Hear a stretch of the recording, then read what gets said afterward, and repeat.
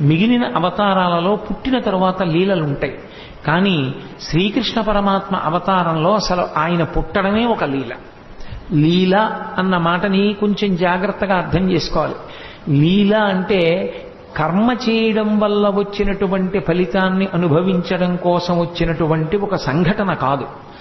పరమేశ్వరుడు తనంత తాను కల్పించుకుని లోకానికి ఒక పాఠం నేర్పడం కోసమని చేసినటువంటి క్రియ. అంటే మీకు నేను ఒక ఉదాహరణ చెప్పాలి అంటే, నేను ఇవాళ మీ ముందు ఇలా మెళ్ళో పూలదండ వేసుకుని కూర్చోవడానికి శాస్త్రంలో గతంలో నేను చేసిన కర్మ ఏదో ఫలితంగా ఉంటుంది. కాబట్టి నాకు ఇవాళ ఈ విషయం మీద ప్రసంగించడానికి పరమేశ్వరుడు ఒక అధికారం ఇస్తాడు.